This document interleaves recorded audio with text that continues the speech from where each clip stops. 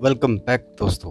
स्वागत है आपका एक नए एपिसोड में जिसमें हम बात करेंगे टाइम के बारे में। So what is time. लोग अक्सर बात करते रहते हैं समय के बारे में। टाइम जिसमें हम जी रहे हैं, जो हम देखते हैं।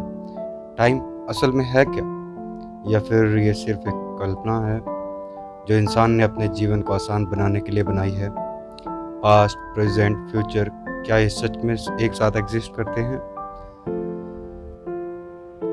क्या हम पास्ट और फ्यूचर में जा सकते हैं?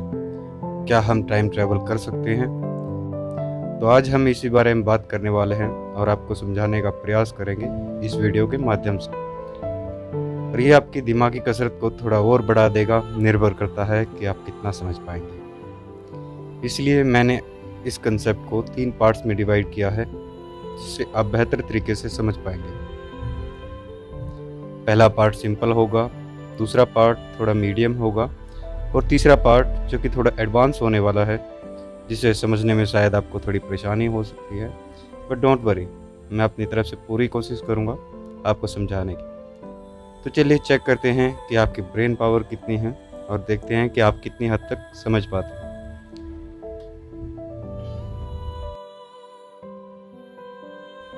तो चलिए शुरू करते हैं पहला पार्ट, जिसमें हम जानेंगे कि टाइम आखिर है क्या। पर इससे पहले हमें ये पता होना चाहिए कि आखिर टाइम का पता हम कैसे लगाते हैं। मतलब कि हमें पता कैसे लगता है कि टाइम आखिर हुआ क्या है। आप बोलेंगे घड़ी, लेकिन उसके पीछे भी एक रीज़न है। एक्चुअल में हम समय का पता लगाने के लिए मूवमेंट्स का सहारा लेते हैं। मतलब कि एक चीज़ जो एक जगह से दूसरी जगह जाती है, तब हमें पता लगता है कि क्या टाइम हुआ। चाहे वो मूव करने वाली चीज़ एक घड़ी की सुई हो, या फिर सूरज, या फिर कोई इलेक्ट्रिक बेस्ड बैटरी जिसमें इलेक्ट्रॉन्स एक जगह से दूसरी जगह मूव करते हैं, या फिर लेज़र बेस्ड घड़ी जिसमें लेज़र और नंबर मूव करते हैं। इन सब का मतलब यही है कि जब एक चीज़ एक जगह से दूसरी जगह मूव करती है, तब हमें पता लगता है कि क्या टाइम हुआ है। पर हमने अपने हिसाब से इन सब को नाम दे दिया है। यानी जब घड़ी की सुई यहाँ तक पहुँच जाएगी तो 1 मिनट हो जाएगा, और जब यहाँ तक पहुँच जाएगी तो 1 घंटा। बिल्कुल इसी तरह हमने समय बताने वाले हर एक माध्यम के साथ ऐसा ही किया है। हमने चीज़ों को मूवमेंट करने में लगा दिया है, चाहे वो घड़ी हो, या फिर बैटरी के इलेक्ट्रॉन्स, या फिर लाइट, या फिर नेचुरली तरीके से स्पेस में घूम रही चीज़ें जैसे कि सूरज और चाँद। दरअसल घड़ियाँ तो अब बनी हैं, पहले तो सूरज और चाँद से ही समय का अनुमान लगाया जाता था। तो जब कोई चीज़ मूव कर रही होती है तो हम अपने हिसाब से उसके साथ कोई शब्द या नंबर जोड़ देते हैं। तो हम चाहें तो घड़ी के अलावा और किसी चीज़ से भी टाइम का पता लगा सकते हैं। जैसे हम किसी बॉक्स में रेत या पानी डालकर उसके नीचे सुराख बना दें, तो आप अपने हिसाब से ये कह सकते हैं कि जब ये रेत या पानी इतना बह जाएगा तो इतने बजेंगे, और इतना बह जाएगा तो इतने बजेंगे। और उसे हम किसी नंबर या शब्द से भी जान सकते हैं। ये हम पर निर्भर करता है। तो इन सब बातों से यही पता लगता है कि टाइम को इंसान ने इन्वेंट किया है, और टाइम को इन्वेंट करना बड़ा ही आसान है। लेकिन अगर टाइम को इंसान ने बनाया है, तो आइंस्टाइन की एक थ्योरी जो ये कहती है कि टाइम स्लो हो सकता है या रुक सकता है, और फ्यूचर में भी हम जा सकते हैं। तो वो थ्योरीज जो एक्सपेरिमेंट से साबित भी हो चुकी हैं, तो वो सब क्या वो झूठ है? तो पार्ट 3 आते आते आप इसके बारे में भी जानेंगे। पर फिलहाल हम आते हैं पार्ट 2 पर, जिसमें कि हम जानेंगे कि टाइम का रियल नेचर आखिर क्या है। तो टाइम का रियल नेचर है मूवमेंट करना, चीज़ों को एक जगह से दूसरी जगह जाना। इस दुनिया में हर एक चीज़ मूव हो रही है, फिर चाहे वो 1 इंच का 1 करोड़वां हिस्सा ही क्यों ना हो, लेकिन हर एक चीज़ मूव हो रही है। कोई भी चीज़ एक जगह पर रुकी हुई नहीं है। तो चलिए मैं आपको एक बात और बताता हूँ। ये तो आप जानते हैं कि समय के साथ हर एक चीज़ पुरानी हो जाती है, घिस जाती है, या फिर इंसान का शरीर है जो बूढ़ा हो जाता है। जैसे घड़ी की सुई चलती रहती है, एक दिन उसके पार्ट्स इतने घिस जाते हैं कि वो बिल्कुल डेड हो जाती है। वैसे ही इंसान के शरीर में भी करोड़ों सेल्स होते हैं, ब्लड मूव करता है, दिल धड़कता है, यानी इन्हीं मूवमेंट से हमारा शरीर चलता है। समय के साथ घिसता रहता है, इसी तरह एक दिन हमारा शरीर धीरे धीरे बूढ़ा होकर मर जाता है। इसी तरह से दुनिया की हर चीज़ मोमेंट्स पर डिपेंड करती है। तो अगर किसी ने एक घड़ी बनाई है और वो ये कहे कि इस घड़ी की उम्र 5 या 10 साल की है, तो वो इस आधार पर कह रहा है कि इस घड़ी के अंदर जो पुर्जे हैं जो मूव कर रहे हैं वो 5 या 10 साल में इतना घिस जाएंगे कि वो काम करना बंद कर देंगे।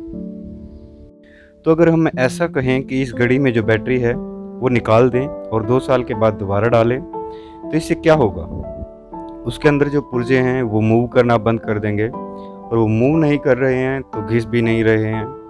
तो अगर हम ये कहें उस घड़ी को 2 साल तक समय में रोक कर रखा, तो हम ये कह सकते हैं, लेकिन ये रियल टाइम फ्रीज नहीं होगा। लेकिन अगर हम ऐसा कहना चाहें तो कह सकते हैं,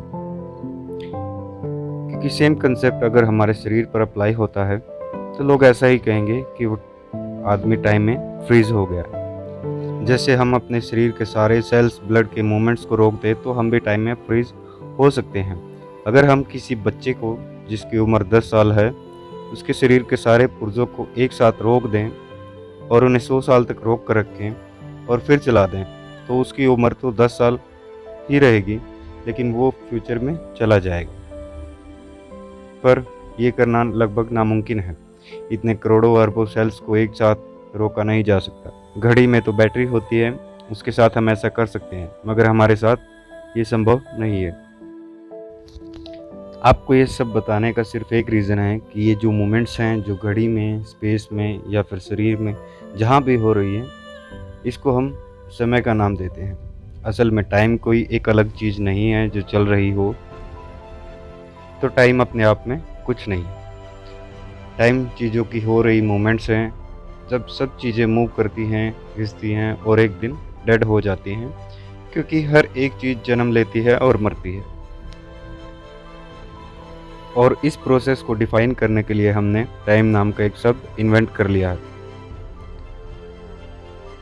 टाइम सिर्फ एक शब्द है जिसे हम अपनी भाषा में यूज़ करते हैं ताकि हम अपने काम, तरीकों, चीज़ों को आसान बना सकें और भाषा को आसान बना सकें और व्यवस्थित या मैनेज कर सकें। टाइम के बिना भी बात की जा सकती है, लेकिन वो बड़ी मुश्किल और कॉम्प्लिकेटेड हो सकती है। जैसे हम अगर किसी से भी उसकी उम्र पूछना चाहें और बजाय इसके कि आप कितने साल के हैं, अगर हम ये पूछें कि आपके शरीर में जो सेल्स हैं उन्होंने कितनी मूवमेंट्स कर ली हैं, या फिर आपकी हड्डी या चमड़ी कितनी घिस गई है, ताकि इस आधार पर हम ये कैलकुलेट कर सके कि वो कितना चल या घिस चुका है।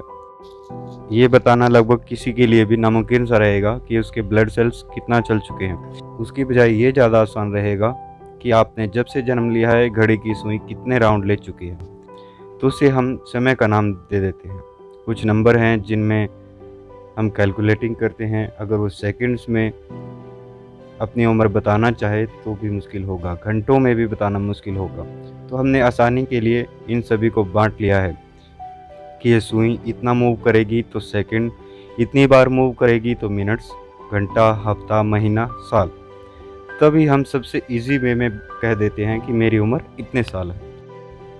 और अगर किसी मशीन बेचने वाले से हम ये पूछने के बजाय कि उसकी गारंटी कितने साल की है और उससे ये पूछें कि मशीन के पुर्जे कितनी दूरी तय करेंगे, तो ये सवाल और भी कॉम्प्लिकेशन पैदा करने वाला होगा और उसका जवाब देना उतना ही मुश्किल हो जाएगा। तो हमने भाषा को आसान बनाने के लिए टाइम शब्द को इन्वेंट किया है। तो क्या आइंस्टाइन की जो थ्योरी है जो कहती है कि टाइम रुक सकता है, स्लो हो सकता है, हम फ्यूचर में जा सकते हैं, तो क्या वो सब झूठ है? क्या मेरी ये थ्योरी आइंस्टाइन के साथ फिट बैठती है? तो मैं आपको बता दूं कि पार्ट 3 में हम इसी के बारे में बात करेंगे और जानेंगे कि मेरी ये थ्योरी आइंस्टाइन थ्योरी के साथ बिल्कुल फिट बैठती है और आप भी इसे सही से समझ पाएंगे। लेकिन इसके बारे में हम अगली वीडियो में बात करेंगे जो कि 2 या 3 दिन में आ जाएगी। तब तक के लिए आप अपनी राय कमेंट में लिखकर मुझे बता सकते हैं कि आप मुझसे सहमत हैं या आपकी कोई अलग सी थ्योरी है। आप अपनी राय ज़रूर शेयर कीजिए। मिलते हैं अगले वीडियो में, तब तक के लिए हैव ए गुड डे।